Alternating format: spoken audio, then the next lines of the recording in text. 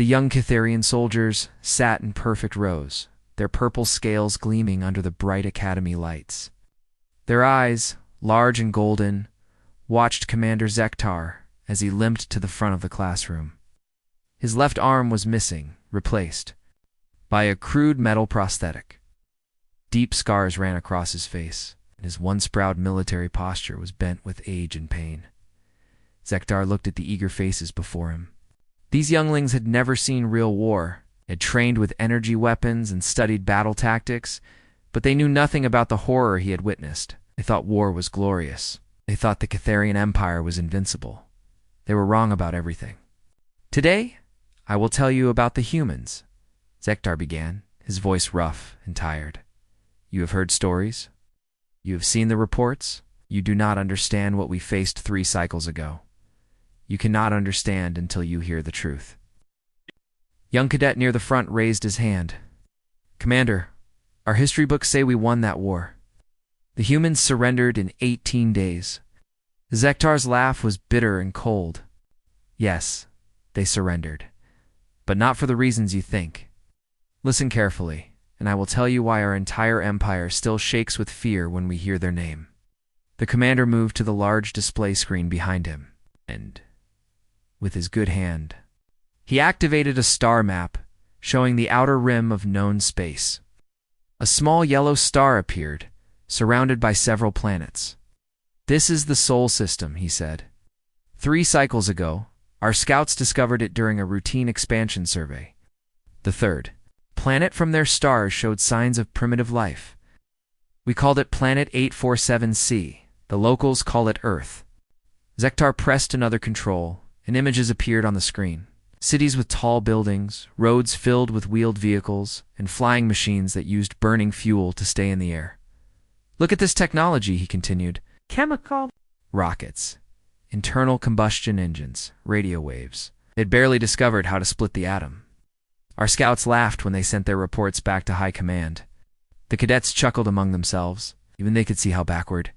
This technology was compared to their energy shields and faster-than-light ships. Admiral Vextal was chosen to lead the conquest, Zektar said. He was our greatest military mind. He had conquered 47 worlds for the Empire. He called the human mission a training exercise for new recruits. Zektar paused and looked. At each cadet in turn, Vextal studied the humans for months before we arrived. He watched their wars through hidden sensors. He saw them fighting each other with crude projectile weapons and chemical explosives. He watched them argue and fight over resources, religion, and territory. The screen showed grainy footage of human conflicts. Soldiers with metal weapons, tanks rolling across battlefields, and aircraft dropping bombs. The Admiral was pleased, Zektar continued. Here was a divided species that could not even unite against itself. They would be easy to conquer and enslave. The High Council approved the mission immediately. A female cadet spoke up. But, Commander, why didn't they just surrender when they saw our ships? Any intelligent species would recognize superior technology.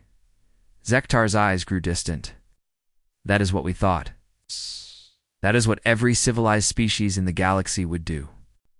But humans are not like other species. We learned this lesson far too late. The commander activated new footage on the screen. It showed sleek Catharian warships approaching Earth's moon. We sent our standard first contact protocol, he said. A single diplomatic vessel approached their largest space station. Captain Jake Morrison commanded their primitive station. He seemed calm when our ambassador Dexenel made contact. Zektar played an audio recording. Human voice was steady and curious. Welcome to Earth space. I'm Captain Morrison. We're honored to meet another intelligent species. How can we help you? Notice the tone, Zektar told his students. No fear, no awe at our superior technology. Just curiosity. We should have recognized this as a warning sign. The recording continued. Ambassador Dexenel's voice was cold and commanding. Primitive humans, you will submit to the Catharian Empire. Prepare your leaders for surrender negotiations. Resistance will result in your destruction. There was a long pause in the recording. Then Captain Morrison spoke again. I'll need to discuss this with my superiors. Can we arrange a formal meeting to talk about this? The cadets looked confused. One asked, why didn't he surrender immediately? Our ships could have destroyed his station with one shot. That is what we thought too, Zektar replied. But humans do not think like us. They sent a diplomat named Lisa Carter to meet with Admiral Vexthal. She was small, even by human standards. She had no weapons, no guards, just data tablets and a smile. Zektar showed them footage of the meeting. Lisa Carter sat across from the massive Admiral Vexel in his war room. She looked tiny next to the armored Catharian leader, but she showed no fear. Dr. Carter was a xenobiologist, Zektar explained. She studied alien life. She asked Vexel questions about our culture, our biology, our history. She took notes on everything. The Admiral thought she was gathering information to help with their surrender. The recording played Lisa Carter's voice. This is fascinating. Your technology is incredible. We've been hoping to meet other intelligent life for decades. There's so much we could learn from each other. The Admiral was pleased, Zektar continued. He thought the humans were impressed by our power. He gave them 3 standard days to prepare for surrender. He even allowed them to choose their own surrender ceremony location. Another cadet raised her hand. What did they choose? Zektar's expression grew dark. They chose a meeting place in their capital city. Washington, they called it. But they also sent a message to Admiral Vexil. It was delivered by their military leader, General Chris Bennett. The screen showed a recording of General Bennett. He was an older human with gray hair and calm eyes. He wore a simple uniform with no decorations. Admiral Vextel, Bennett's recorded voice said, "We appreciate your offer, but we must respectfully decline. Earth belongs to humanity. We're willing to discuss peaceful coexistence, but we will not surrender our world." The cadets gasped. Even they understood that refusing a Catharian ultimatum meant death. The Admiral was furious, Zektar said. No species had ever refused our demands. He increased the fleet size to 200 ships. He planned to make an example of Earth that would be remembered across the galaxy. Zektar limped to his chair and sat down heavily. His missing arm ached, and old wounds throbbed with the memory of what came next. We thought we knew everything about warfare, he continued. We had studied every military strategy used by 47 different species. We had weapons that could crack planets and shields that could stop any known force. We were the greatest. Military power in the galaxy, he looked at each cadet again. But we had never fought humans before. We had no idea what we were walking into. A young male cadet leaned forward eagerly. What happened next, Commander? Did you destroy their cities? Did they finally surrender? Zektar was quiet for a long moment. When he spoke again, his voice was barely above a whisper. We attacked at dawn on the 4th day. 200 Catharian warships descended on Earth like the fist of an angry god. We expected to find them cowering in their cities, ready to beg for mercy. He paused and stared at the floor. Instead, we found empty cities and death traps. The humans had vanished like smoke, and the real war was just beginning. The classroom fell silent. Even the young cadets could sense the horror in their commander's voice. But that, Zektar said, looking up at them with haunted eyes, is a story for tomorrow. Class dismissed. As the students filed out, chattering nervously among themselves, Zektar remained in his chair. He stared at the star map still glowing on the screen, showing that small yellow star so far away. 3 cycles. Later, and he still had nightmares about what the humans had taught them about war. The next morning, Commander Zektar entered the classroom to find his students already seated and waiting. Their eager faces reminded him of his own youth before he learned the terrible truth about humans. He moved slowly to his position at the front, his metal arm clicking softly with each step. Yesterday you learned about first contact, he began without ceremony. Today I will tell you about the first battle. The battle that should have ended the war in our favor within hours. Zektar activated the display screen, showing the Earth as it appeared from space. Blue oceans, white clouds, and brown continents spread across the planet's surface. Admiral Vextel positioned our fleet in perfect attack formation, he continued. 200 ships arranged in the standard conquest pattern. I was aboard the flagship as a young tactical officer, eager to prove myself in battle. A cadet raised her hand. "Commander, what was your job during the attack?" "Communications," Zektar replied. "I listened to their radio signals, their television broadcasts, their military channels. I was supposed to track their panic and confusion as we destroyed their cities." The screen changed to show the Catharian battle fleet in orbit around Earth. The ships were massive, their dark hulls bristling with energy weapons. "The Admiral gave the order at dawn," Zektar said. "Every ship opened fire simultaneously. We targeted their largest population centers first. New York, London, Tokyo, Moscow. The energy beams should have turned those cities into glass and ash." He paused, remembering that moment. The flash of weapons fire, the satisfaction of a perfect attack, the certainty of victory. "But something was wrong," he continued. "Our sensors showed the energy strikes hitting their targets, but there were no explosions, no fires, no screaming. Crowds fleeing through the streets." A young male cadet looked confused. "Were their shields stronger than expected?" Zektar laughed bitterly. "They had no shields, no energy weapons, no technology that could stop our attack. But they had something else, something we never expected." The screen showed images of empty city streets. Cars sat abandoned in perfect lines. Buildings stood undamaged but vacant. Traffic lights blinked at intersections with no traffic to control. "The cities were empty," Zektar said. "Completely empty. 12 billion humans had vanished in 3 days. Our intelligence said it was impossible to evacuate populations that large in such a short time." The cadets exchanged worried glances. Even with their advanced technology, the Catharians needed weeks to evacuate a major city. "I monitored their communications during the evacuation," Zektar continued. "I expected chaos, panic, confusion. Instead, I heard calm voices giving directions, parents helping children pack essential items, elderly humans being carried by neighbors. Everyone moved with purpose and organization." He played an audio recording of human voices during the evacuation. The words were in their primitive language, but the translation appeared on screen. "Bus Route 7 is clear for the next group. Remember, only essential items. Medical supplies are waiting at checkpoint 3. Stay calm, stay together, we've practiced this." Practiced, Zekta repeated the word. They had practiced evacuating their entire civilization. While we were planning their conquest, they were planning their survival. A female cadet spoke up. "But Commander, where did they go? Our sensors should have detected such large population movements." "Underground," Zektar answered. "They had built tunnel systems under every major city, not just small shelters, but entire underground cities.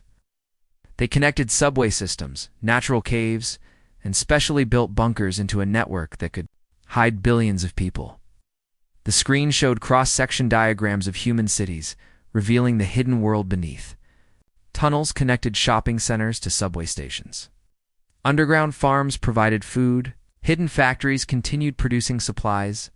"This construction took decades," Zektar explained. "They had been preparing for our arrival since they first detected our radio signals from other conquests. They knew we were coming, and they prepared."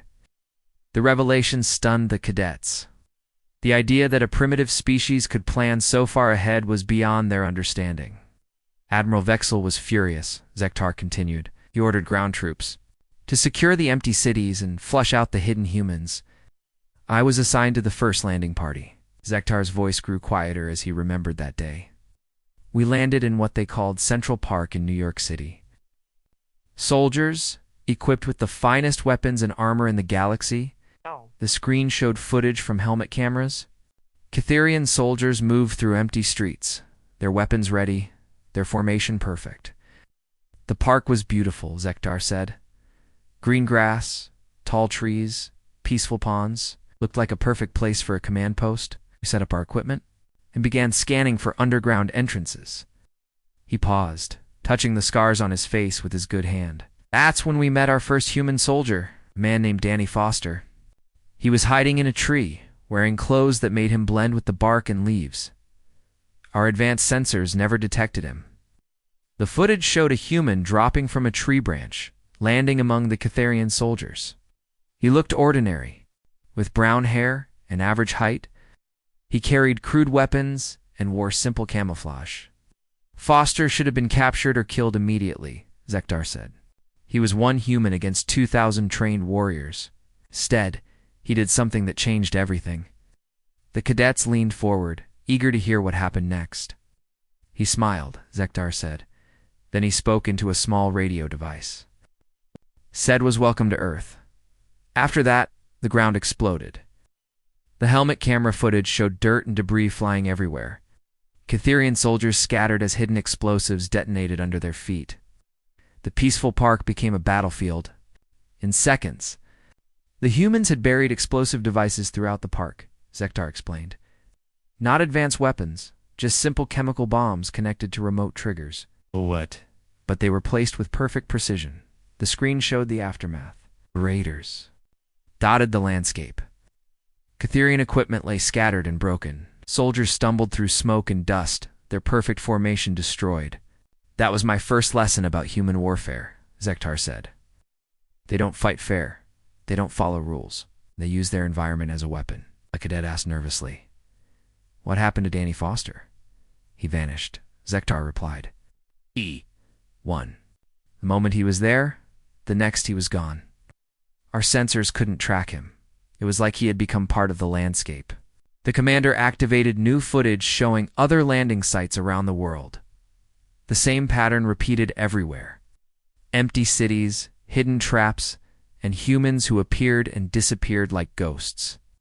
Every building was a trap, Zektar continued. Every street corner hid explosives. Every doorway could conceal an enemy.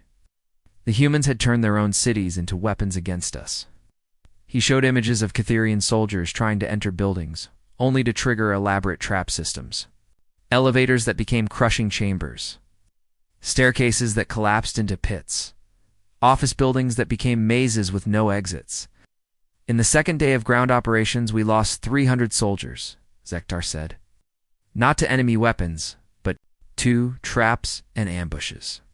The humans were fighting a war we didn't understand. The screen showed a new recording. A human woman named Amy Rogers led a group of resistance fighters through subway tunnels.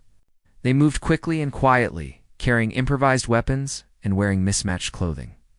Captain Rogers was a subway train operator before the war, Zektar explained. She knew every tunnel, every station, every maintenance passage in the city. She turned her knowledge into a weapon. The footage showed Rogers and her team emerging from a subway grate behind a Catherian supply depot. They moved with practiced efficiency, placing explosive charges on equipment and ammunition supplies. They destroyed our supply lines faster than we could protect them, Zektar said. Every time we established a base, humans would appear from underground and destroy it. They knew their own territory better than we could ever learn it, another cadet asked. Didn't our technology give us an advantage? Zektar's expression grew dark. That's when we learned the second lesson about humans. They learned faster than any species we had ever encountered. The screen showed images of human engineers examining captured Catherian equipment. A woman named Helen Brooks led a team of scientists as they carefully took apart alien weapons and devices. Dr. Brooks was a nuclear engineer, Zektar explained. She had no experience with our technology, but she understood the principles. Within days, she was building copies of our weapons. The footage showed humans testing crude but functional copies of Catherian energy weapons. The devices were larger and less efficient than the originals, but they worked. They couldn't build our advanced technology, Zektar said, but they could build simple versions that served their purposes. More importantly, they could build weapons specifically designed to destroy our equipment. The screen showed human weapons that fired electromagnetic pulses, devices that could disable Catherian shields, and traps that used the aliens' own technology against them. By the end of the second day, we weren't fighting primitive humans anymore, Zektar said. We were fighting humans armed with modified versions of our own weapons. Commander Zektar stood before his class, but today he seemed older and more tired than before. His students noticed the tremor in his good hand as he activated the display screen. The images that appeared showed burning Catherian ships floating in the darkness of space. Day 3, he began, his voice barely above a whisper. The day we learned that humans don't just fight on their own planet. They take the war to you. A young cadet shifted nervously in her seat. Commander, how could primitive humans attack? Our ships in space? They barely had chemical rockets. Zektar turned to look at her with hollow eyes. That is what we thought too. Admiral Vextel was confident our fleet was safe in orbit. Earth's humans had no way to reach us. We were wrong. About that, just like everything else, the screen showed footage from the Catherian flagship. Engineers worked frantically at control panels while alarms blared in the background. It started with their communications, Zektar continued. On day 3, every Catherian ship began receiving strange signals, not distress calls or surrender offers, something else entirely. He played an audio recording. Strange sounds filled the classroom. Rhythmic beating, harsh voices, and electronic noise that seemed designed to disturb rather than communicate. They called it music, Zektar explained. But it was unlike any music known to civilized species. It was aggressive, violent, designed to create fear and confusion. They broadcasted directly into our ship's communication systems. A male cadet looked confused. Music is a weapon? To humans, everything is a weapon, Zektar replied. But this was just the beginning. While our communications officers tried to block their broadcasts, human engineer Tony Walsh was leading a team of scientists in a project that should have been impossible. The screen changed to show grainy footage of humans working in underground facilities. They moved with desperate urgency, welding pieces of metal together and connecting crude electronics. Walsh had studied the wreckage from our damaged ships that crashed on Earth, Zektar said. In 72 hours, he and his team built something that changed the entire war. The image shifted to show a strange craft rising from Earth's surface. It looked like a combination of human and Catherian technology, crude but functional. They called it the Freedom Fighter, Zektar continued. It was commanded by Captain Julie Adams, a human who had never flown in space before that day. Shouldn't have been able to operate it, let alone fight with it. The cadets watched in stunned silence as the footage showed the hybrid ship approaching the Catherian fleet. It moved erratically, not following standard flight patterns. Captain Adams did something no civilized pilot would ever do, Zektar said. She rammed her ship directly into one of our destroyers at full speed. The explosion on screen lit up the classroom. Debris scattered in all directions as both ships were destroyed in the collision. We thought it was an accident, Zektar continued, primitive pilot who lost control of her craft. Then 2 more human ships appeared from Earth's surface. The screen showed more hybrid vessels, each one different from the others. They were built from salvaged parts and desperate innovation, but they flew and they fought. Commander Rick Stone led the second wave, Zektar said. It was a military pilot who had flown their primitive aircraft. His ship was armed with modified versions of our own weapons. The footage showed Stone's vessel engaging a Catherian cruiser. The human ship was smaller and less powerful, but it moved in ways that defied military logic. Stone used kamikaze tactics, Zektar explained to his confused students. He would fly directly at our ships, firing all weapons, with no regard for his own survival. His goal was not to win the battle, but to do as much damage as possible before dying. A female cadet raised her hand shakily. But Commander, that's not warfare. That's suicide. That's what we thought, Zektar replied. Every military doctrine in the galaxy teaches that preserving your forces is essential for victory. Humans don't follow that rule. They throw away their lives to achieve tactical advantages. The screen showed Stone's ship colliding with a Catherian vessel. Both exploded in brilliant fire, but the human had destroyed a ship 10 times more valuable than his own crude craft. But Stone's sacrifice served a purpose, Zektar continued. While we were distracted by his attack, other human ships were studying our fleet formations and weapon capabilities. They were learning how to fight us. New footage appeared showing human ships using hit-and-run tactics. They would appear suddenly, strike at Catherian vessels, then retreat before retaliation could reach them. Lieutenant Brad Murphy pioneered their boarding tactics, Zektar said. He would pilot small craft directly into our ship hangars, then lead teams of human soldiers inside our vessels. The cadets watched in horror as humans in primitive spacesuits forced their way into Catherian ships. They moved through corridors, with weapons drawn, fighting hand-to-hand with alien crews. Murphy's teams had one goal, Zektar explained: capture our technology and learn our weaknesses. They didn't try to hold the ships they boarded. They would steal equipment, plant explosives, then escape in their small craft. The screen showed the aftermath of a boarding action. Crew members huddled in corners, too terrified to fight back against the strange aliens who had invaded their ship. That's when we learned the third lesson about humans, Zektar said. They don't just fight to win battles. They fight to learn how to win the war. He activated new footage showing human facilities on Earth's surface.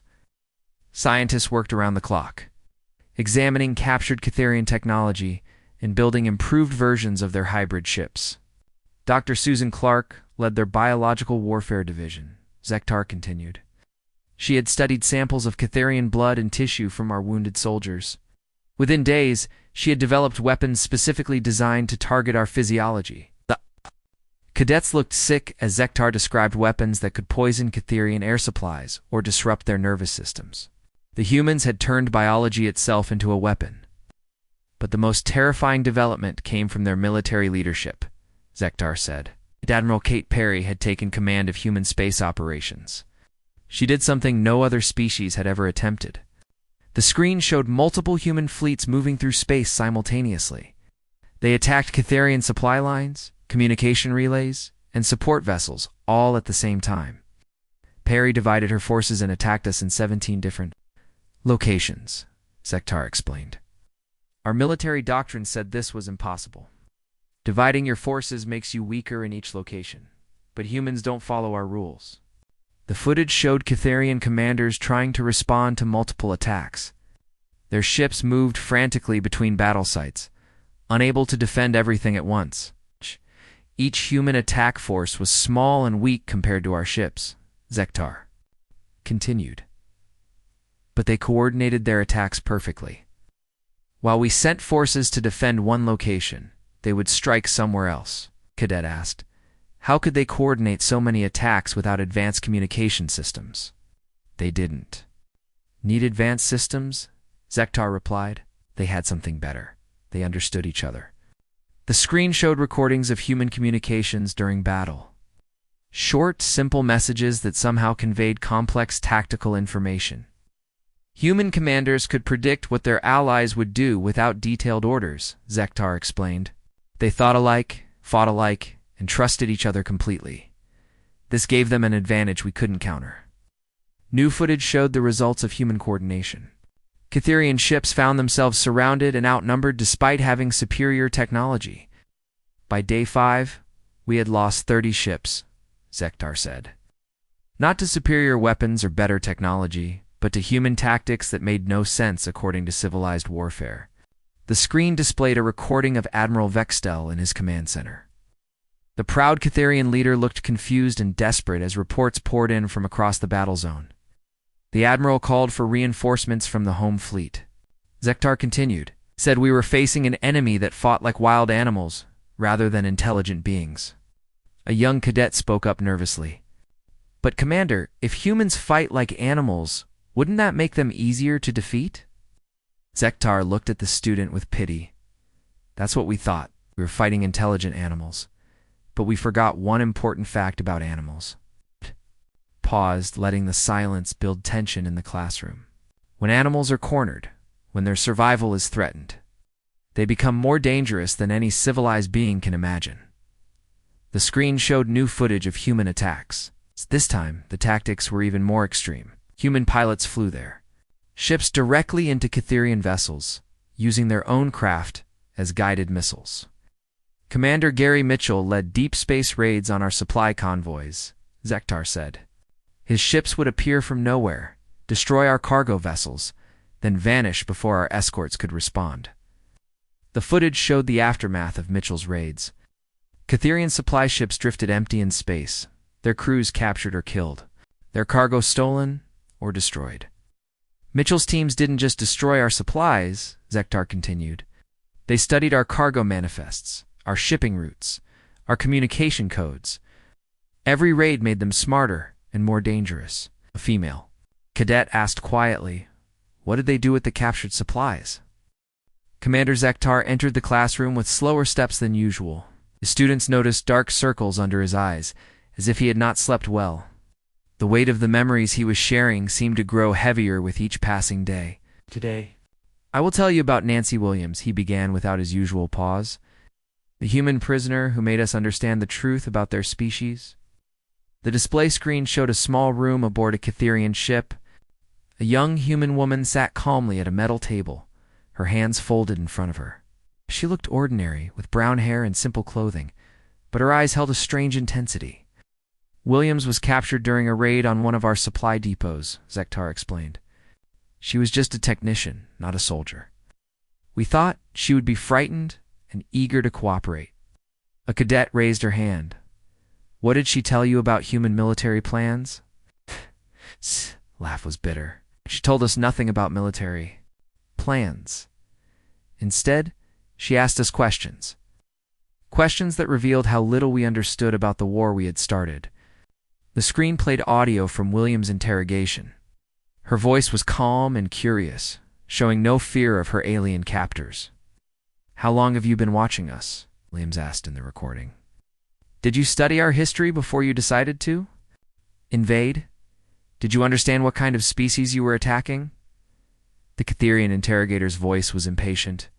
Answer our questions, human. Tell us about your military weaknesses. Williams' response surprised everyone. I'm trying to help you understand your own weaknesses. You attacked a species that has been fighting wars for 10,000 years. Did you think we would be easy targets? Zektar paused the recording and faced his students. That's when we began to realize our mistake. We had studied human technology and found it primitive. We had watched their recent conflicts and seen crude weapons, but we had not studied their history. The screen changed to show images from human historical records. Ancient armies with metal weapons, medieval castles under siege, and modern battlefields covered in smoke and fire. Williams spent 3 days teaching us about human warfare, Zektar continued.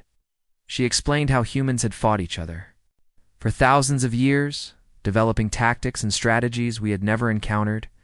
A young male cadet looked confused. But Commander, if humans fight each other so much, wouldn't that make them weaker as a species? That's what we thought, Zektar replied. Williams corrected our thinking.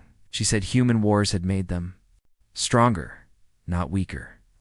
Every conflict taught them new ways to fight. The recording resumed with Williams' voice explaining human military evolution. We've fought with sticks and stones, swords and shields, gunpowder and bullets, tanks and aircraft, she said. Every generation learns from the last. Every war makes us better at the next one.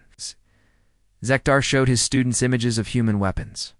Throughout history, stone axes evolved into metal swords, which became firearms, which developed into advanced missiles. But technology was not the most important lesson Williams taught us, Zektar said. She explained something far more terrifying about human nature. The screen displayed footage of human soldiers throughout history. Warriors charging into battle, sailors fighting on stormy seas, pilots diving their aircraft at enemy targets. Humans don't just fight to win, Williams had explained in the recording. They fight to survive. When survival is threatened, they become capable of anything. A female cadet asked nervously, what did she mean by anything? Zektar activated new footage showing recent human tactics against Catherian forces. The images were disturbing even to hardened military students. By day 10 of the war, humans had captured 3 of our colonies, Zektar said. General Alan Cruz led the assault on Kitharos Minor. His tactics violated every rule of civilized warfare. The screen showed human forces attacking a Catherian settlement. Instead of targeting military installations first, they struck at civilian infrastructure, communication centers, and supply lines simultaneously. Cruz didn't try to defeat our military forces directly, Zektar explained. He made it impossible for them to function. No communication, no supplies, no support from orbit. Our troops surrendered within hours. The footage showed Catherian soldiers laying down their weapons, defeated not by superior firepower, but by isolation and confusion. Captain Gary Mitchell had perfected deep space raiding tactics, Zektar continued. His ships would appear in our home systems, attack civilian targets, then disappear before our defense fleets could respond. New images showed the aftermath of Mitchell's raids. Cytherian mining stations destroyed, communication satellites disabled, trade routes disrupted. Mitchell's goal was not military victory, Zektar explained. He wanted to spread fear among our civilian population. He succeeded. The screen displayed recordings from Cytherian news broadcasts. Civilian leaders demanded protection from human raids. Colony governors called for evacuation of non-essential personnel. While Mitchell terrorized our civilians, Dr. Betty Lewis was perfecting weapons that turned our own biology against us, Zektar said with visible disgust. She had developed airborne agents that could disable Cytherian nervous systems. A cadet looked sick. Did she use biological weapons on prisoners? No, Zektar replied. She tested them on volunteers from her own species first. Humans who offered to risk their lives to help develop weapons against us. The implications horrified the students. A species that would poison itself to find ways. To poison their enemies was beyond their understanding. But the most disturbing development came from human leadership. Zektar continued. Admiral Mike Foster had taken overall command of human military operations. He sent us a message on day 12. The screen showed Foster's transmission. He was an older human with gray hair and steady eyes. His uniform was simple but clean, his voice calm and professional. To the Cytherian High Command, Foster's recorded voice said, "We are prepared to discuss terms for your surrender. Our conditions are non-negotiable." The cadets gasped. A primitive species offering surrender terms to the mighty Cytherian Empire was unthinkable. Foster's terms were simple, Zektar continued. Complete withdrawal from human space, full access to Cytherian technology, and payment of reparations for damages caused by the invasion. A male cadet spoke up angrily. That's ridiculous. Why didn't Admiral Vextel destroy their messenger ship? Because Foster included a demonstration of human capabilities. Zektar replied grimly. The message was transmitted from orbit around Cytheros Prime, our most heavily defended world. The screen showed sensor readings from that day. A small human vessel had somehow penetrated the most secure system in the Cytherian Empire without being detected. Foster's ship had been in our home system for 6 days, Zektar explained. They had studied our defenses, mapped our installations, and identified targets for destruction. They could have attacked at any time. Students sat in stunned silence. As they realized what this meant, human forces had reached the heart of their empire, while their military was still fighting at Earth. But Foster's message contained an even more terrifying revelation, Zektar continued. He told us that the war had been a test of human readiness for a greater threat. The screen displayed star charts showing the galaxy beyond known space.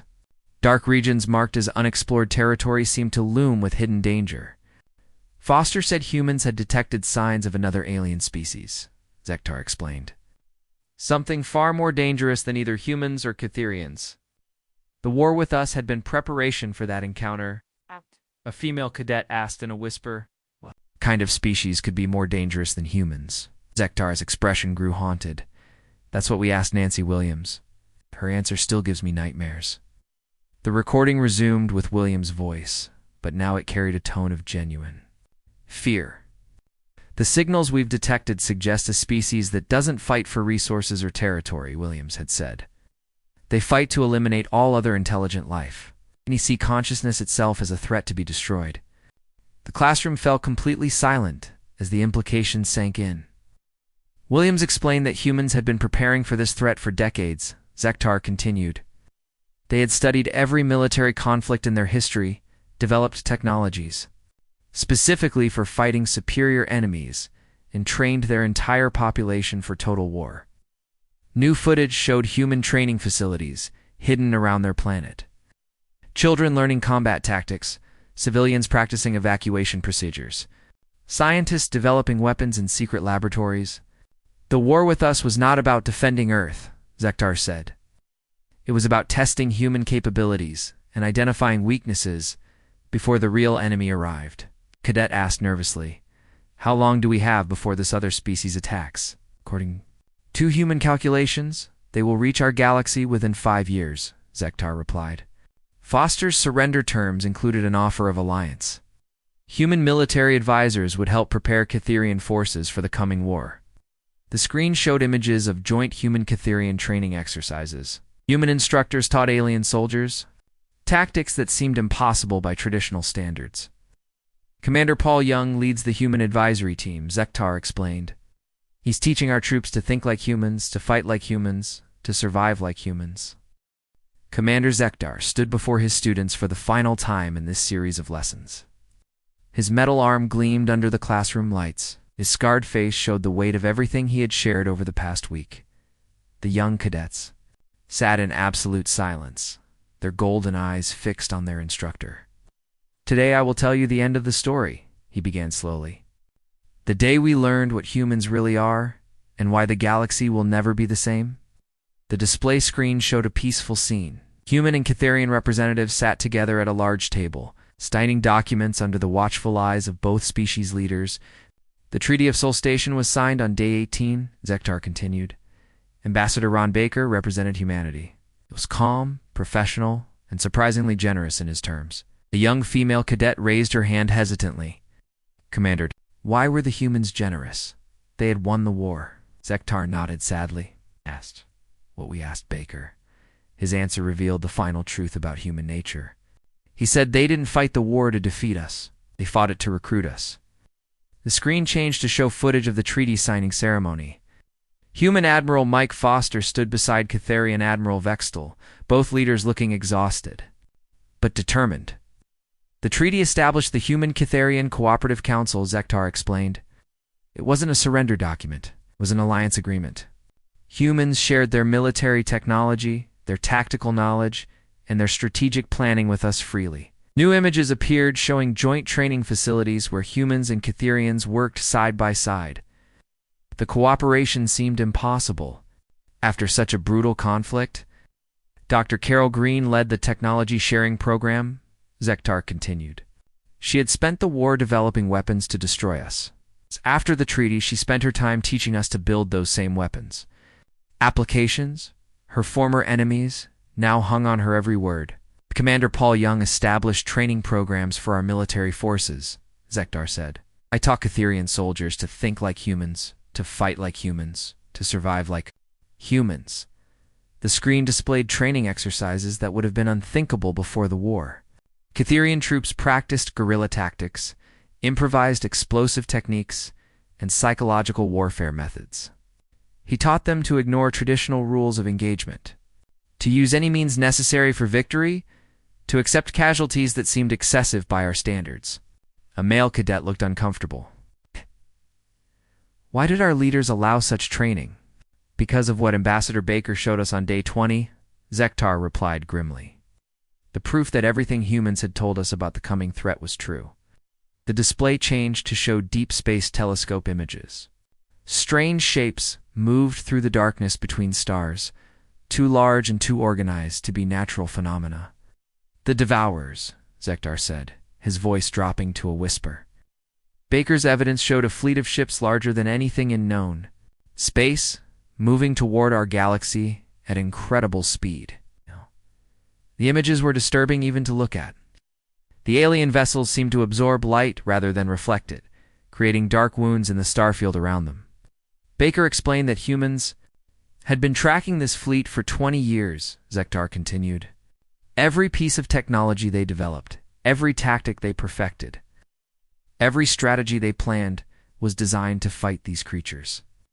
New footage showed human deep space monitoring stations, hidden throughout their solar system. Scientists worked constantly, analyzing signals and tracking the approaching threat. "The devourers don't fight for resources or territory," Zektar explained. "According to human intelligence, they fight to eliminate consciousness itself. They see intelligent thought as a disease to be cured." A female cadet asked nervously, "How could humans know so much about an enemy they've never fought?" "They captured one of their scout ships 15 years ago," Zektar replied. The ship contained data about devourer tactics, technology, and philosophy. What they learned terrified even humans. The screen showed images from inside the captured alien vessel. The interior was unlike anything built by known species, with organic curves and surfaces that seemed to pulse with dark energy. The scout ship's databanks contained records of 17 galaxies, Zektar said. 17 galaxies where the devourers had eliminated all intelligent life. Billions of species, trillions of individuals, all destroyed to satisfy their hatred of consciousness. The cadets sat in horrified silence as they tried to process the magnitude of this threat. The devourers had never faced species that fought like humans. Every civilization they destroyed had followed traditional rules of warfare. New images appeared showing different alien species from destroyed galaxies. They all looked advanced and civilized, with technology and architecture that suggested peaceful societies. These species tried to negotiate, to find diplomatic solutions. To fight honorable wars, Zektar explained. The devourers destroyed them all because they couldn't adapt their thinking to total warfare. The screen changed to show human military historians studying the records of these lost civilizations. They analyzed every battle, every tactical decision, every moment where conventional thinking had led to defeat. Humans spent 15 years learning from the mistakes of 17 galaxies, Zektar said. They developed tactics specifically designed to fight an enemy that destroys civilizations. A young cadet spoke up hesitantly. But Commander, how could humans hope to succeed where so many others failed? Because humans are not like other species. Nancy Williams explained this to us during her interrogation. She said humans are evolution's answer to extinction. The recording of Williams' voice filled the classroom once again. But now her words carried new meaning for the students who had heard the complete story. Every species in the galaxy developed intelligence to solve problems, Williams had said. Humans developed intelligence to survive problems that can't be solved. We don't just fight wars, we fight extinction itself. The screen showed footage of human military exercises that seemed impossibly brutal and chaotic to Catherian observers. Soldiers fought in conditions that would kill most species, using tactics that violated every principle of civilized warfare, Ambassador Baker revealed. That the war with us had been the final test of human readiness, Zektar continued. They needed to know if their tactics could work against superior technology and organized military forces. New images displayed the results of that test. Human forces had not only survived against overwhelming odds, but had turned the conflict into a victory that led to alliance rather than conquest. The treaty included provisions for joint defense against the devourers, Zektar explained. Human military advisors would train Catherian forces. Catherian technology would enhance human weapons. Together, we would prepare for a war unlike anything the galaxy had ever seen. The screen showed current footage of the joint military preparations. Massive shipyards built vessels that combined human tactics with Catherian technology. Training facilities prepared soldiers from both species for the coming conflict. Captain Jerry West leads the Combined Fleet Construction Program, Zektar said. His ships are designed not for traditional space battles, but for the kind of impossible warfare humans specialize in. The footage showed vessels that looked more like weapons than ships. They were built for ramming attacks, boarding actions, and kamikaze missions that no civilized species would consider. Lieutenant Diana Clark heads the Psychological Warfare Division, Zektar continued. She's developing methods to disrupt devourer communications and spread confusion among their forces. New images showed humans and Catherians working together on projects that seemed designed to cause madness rather than destruction. Weapons that attack the mind were as important as those that destroyed the body. But the most important revelation came from Dr. Kevin Stone, Zektar said. His research into devourer psychology revealed why they hate consciousness so much. Screen displayed Dr. Stone's findings, showing brain scans and behavioral analysis from the captured scout ship data. The devourers were once a normal species like us, Zektar explained. But they encountered something in their evolution that convinced them consciousness was a threat to the universe itself. The cadet asked quietly, what could make a species hate its own intelligence? They discovered that consciousness might be a virus, Zektar replied. a pattern that spreads through the universe, changing reality itself just by observing it. They believe intelligent thought is destroying the natural order. The implications were staggering. If consciousness itself was somehow dangerous, then every thinking being in the galaxy was part of the problem the devourers sought to solve. But humans reject this philosophy completely, Zektar continued. They believe consciousness is the universe trying to understand itself. They see intelligence as evolution's greatest achievement, not its greatest mistake. The screen showed human philosophers and scientists working alongside alien colleagues, sharing ideas and building understanding between species.